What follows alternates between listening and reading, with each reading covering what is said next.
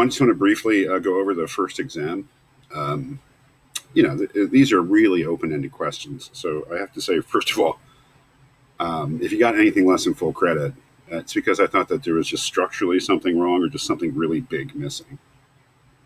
Otherwise, I just gave full credit because all you really needed to do was to sort of describe the story, like what's the Abraham and Isaac story, just show that you're familiar with that story, and then provide something of an interpretation of its meaning. Because I'm not going to say your interpretation is wrong because it's the whole point is that everyone interprets it for themselves. So as long as you provided something like an interpretation, that was full credit. Same with Job, you know, maybe a little more complicated with Job, but that was the idea. So second exam on Plato is going to be much more detailed, much more like, there will be more, there'll be shorter answers required, but more answers required, and things that are more specific to the text, more of a reading knowledge exam. So, yeah, in just a couple cases, I took some points off because either you didn't put it in essay form, and it's just a couple sentences, or there are really something really fundamental missing. So, describe the story of Abraham and Isaac from Genesis. As long as you knew that Abraham was Isaac's father, and I really was thinking of the incident where God commands Abraham to sacrifice Isaac. But if you told the whole story of Abraham and Isaac, Isaac's birth and everything like that, that was fine too. But really, that's what I had in mind. It was a command to sacrifice Isaac. And the interpretation of the meaning of that story, I mean, I don't know. I mean, I hesitate to say anything except that it's very, very troubling, very, very challenging.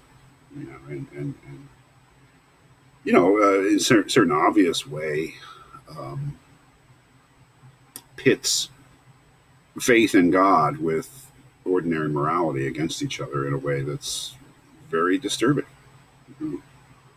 Can God command human beings to do absolutely anything, and should they obey? That's, I would say, the main philosophical question there.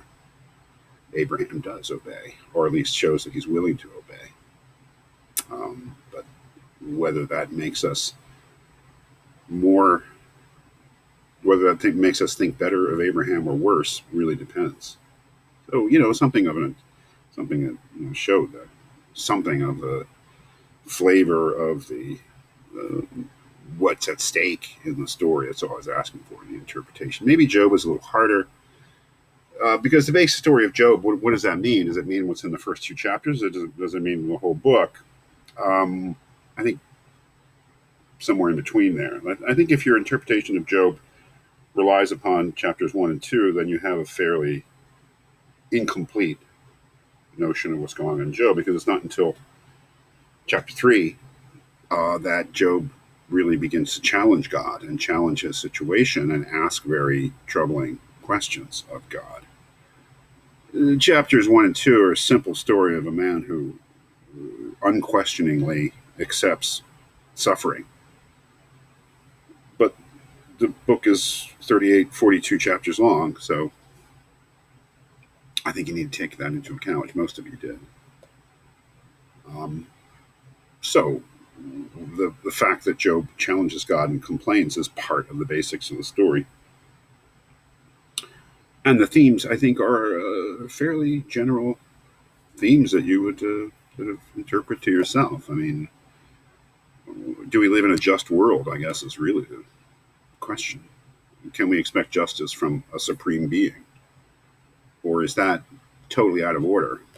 That seems to be, to some degree, at least my interpretation of what the response of God to Job was. You're out of order. You should not be questioning, and you should not question me in any way, including whether I'm just or fair or good, because I'm your creator. I'm the creator of everything, and you are not in a position. That is at least my interpretation of what God's response is. And so there's all sorts of unresolved, troubling questions about the meaning of human life, about the, the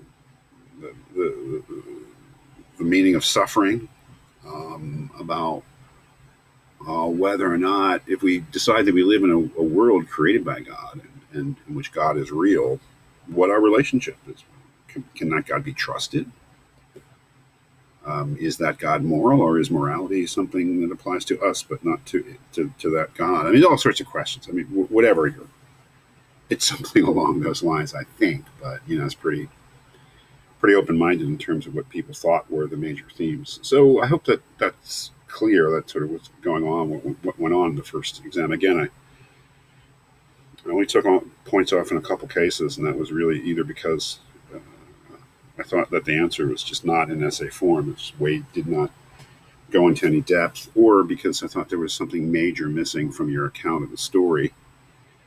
But if you have any questions about your exam, please feel free to contact me. Again, the Plato exam which I'll be putting up today, I think, will be different in nature, much more focused, short answers mostly, and multiple questions rather than just two.